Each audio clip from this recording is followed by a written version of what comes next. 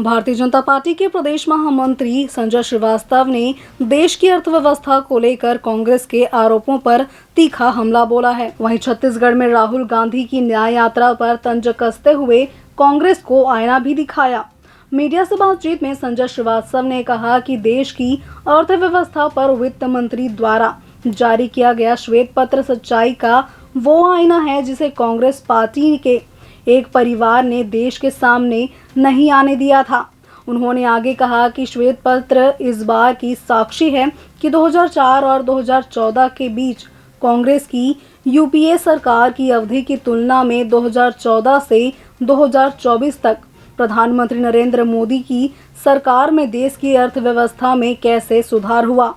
UPA न केवल देश की अर्थव्यवस्था को नुकसान पहुंचाया बल्कि यूं कहिए कि देश को लूटा है। आइए जानते हैं कि बीजेपी के प्रदेश महामंत्री संजय श्रीवास्तव ने आगे क्या कुछ कहा।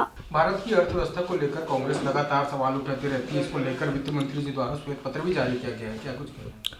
देखिए, वर्ष 2004 से 14 तक यूपी की सरकार थी। हमारे भी 10 वर्ष पूर्ण हुए हैं, 14 से 24 तक नई चुनाव सामने हैं।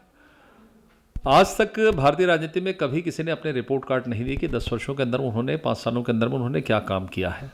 और जिस तरीके से कांग्रेस भ्रम का जाल फैलाती है, आम लोगों को भ्रमित करती है, हमने तुलनात्मक रूप से देश की अर्थव्यवस्था किस तरीके से सुदृढ़ हुई है उस पर निर्मला जी ने जो एक अपना श्वेत पत्र जारी किया है, उस श्वेत पत्र को हमने छत्तीसगढ़ की जनता के बीच के सामने रखा है।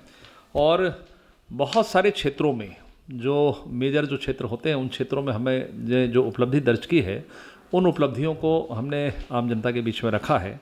मुझे लगता है कि 2004 से 14 का जो समय था, जो काल था, वो भ्रष्टाचार युक्त था। उन 10 वर्षों में हमने देखा 2G स्पेक्ट्रम घोटाले, हमने कोल स्कैम को हमने देखा है, हमने सत्यम घोटाला देखा, हमने यहाँ तक कि कॉमनवेल्थ खेलों के अंदर में भी भ्रष्टाचार हुए।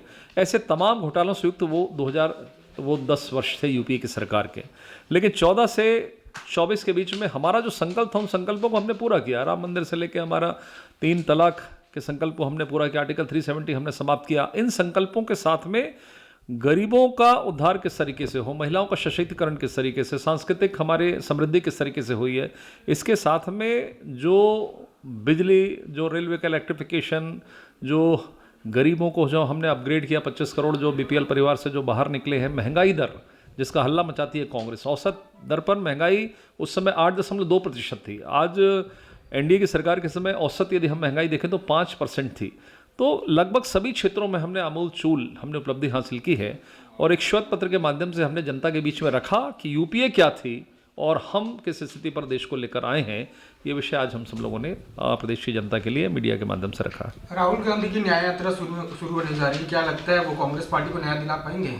जो लोग अपने घर परिवार, अपने कार्यकर्ताओं को न्याय नहीं दिला पाए, वो न्याय यात्रा लेकर चले हैं। तो मुझे लगता है राहुल गांधी जी से तो पहला सवाल कांग्रेस के लोग ही कर रहे हैं कि उनके साथ में इन चुनावों के अंदर में जो अन्याय हुआ है, वो महिला नेत्री जो राष्ट्रीय अधिवेशन में प्रियंका गांधी के पीए ने जिनके साथ दुर्व्यवहार किया था, वो महिला आज तक उसको न्याय नहीं मिला।